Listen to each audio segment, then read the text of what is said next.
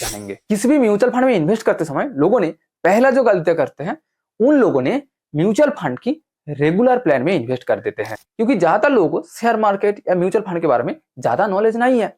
उन लोगों ने सिर्फ एक अच्छा रिटर्न कमाना चाहते हैं, 20-25 साल में करोड़पति बनना चाहते हैं, इसलिए वो किसी बैंक या एजेंट के पास जाकर पूछते हैं कि बताओ मुझे कौन सी म्यूचुअल फंड में इन्वेस्ट करना चाहिए। और सभी बैंक एंड एजेंट आपके उस वीक पॉइंट की फायदा उठाते हैं और वो आपको म्यूचुअल फंड की रेगुलर प्लान सजेस्ट करती है। म्यूचुअल फंड की रेगुलर प्लान में इन्वेस्ट करके आपको कुछ फायदा नहीं मिलेगा, उल्टा आपका 10 से 15 लाख रुपया लॉस होगा, बट फायदा उस बैंक एंड एजेंट को मिलेगा।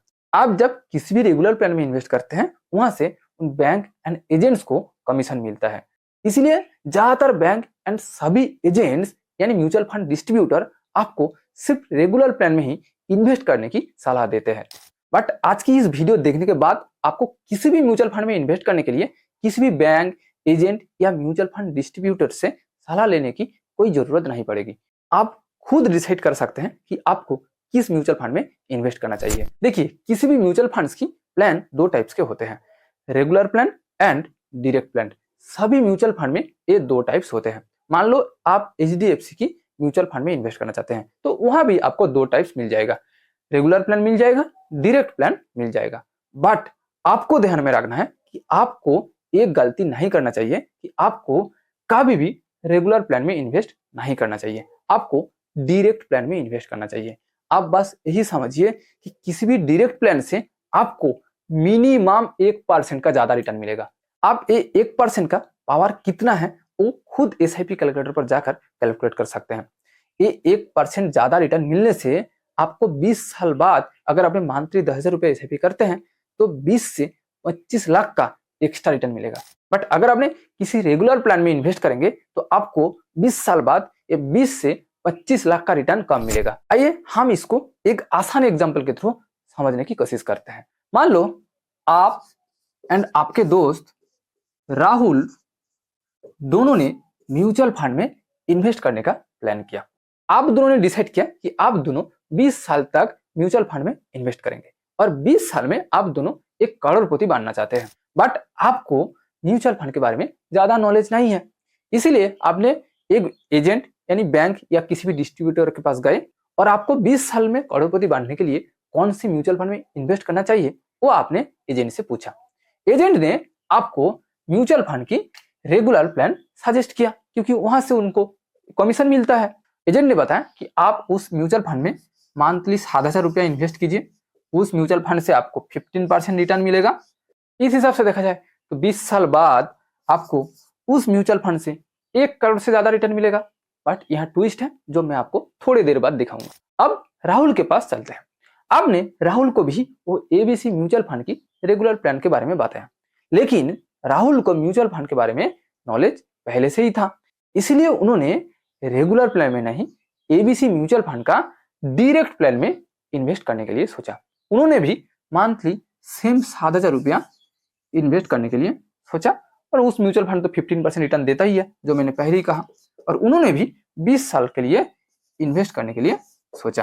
तो आइए अब देखते हैं कि आप दोनों को 20 साल बाद कितना रिटर्न मिलेगा।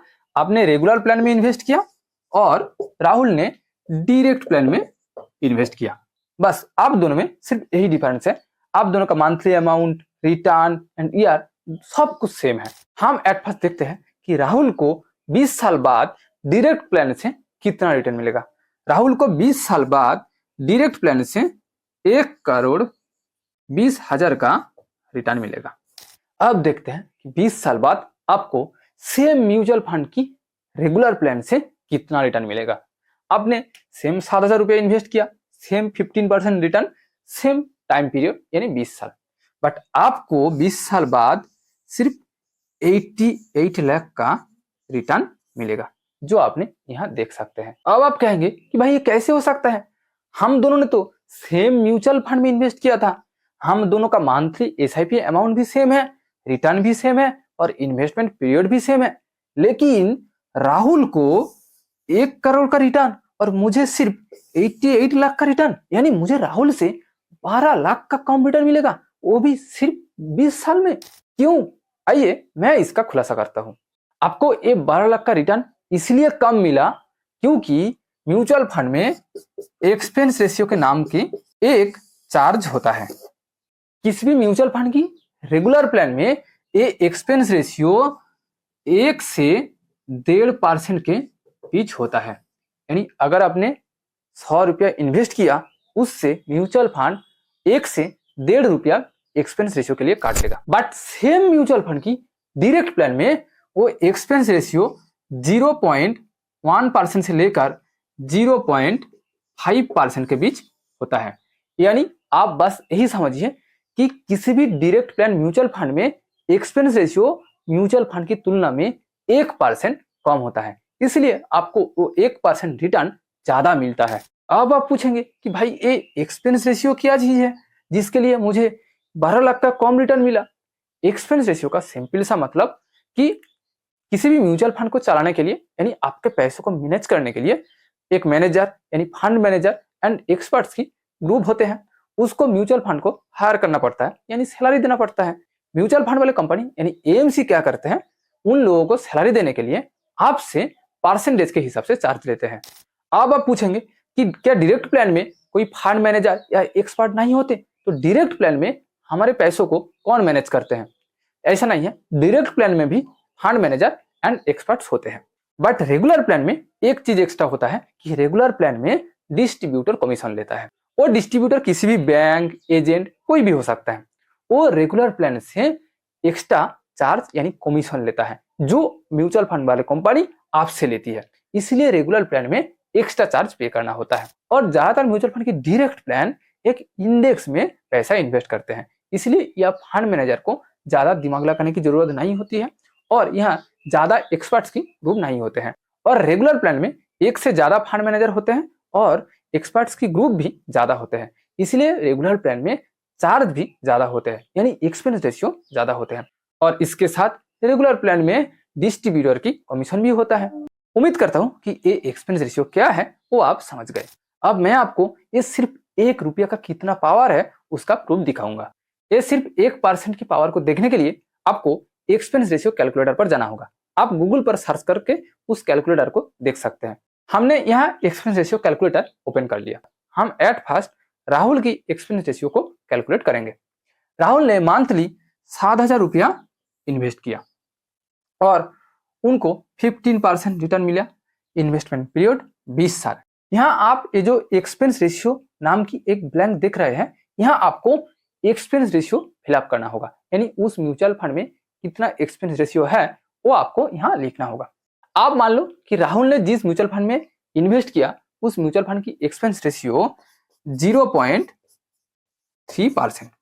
ज्यादातर डायरेक्ट प्लान म्यूचुअल फंड में एक्सपेंस रेशियो 0.1% से लेकर 0.5% के बीच होता है। अब आप कैलकुलेट नाउ पर क्लिक कीजिए। आपने देख सकते हैं कि 20 साल बाद राहुल को टोटल कितना रिटर्न मिलेगा? 1,20,000।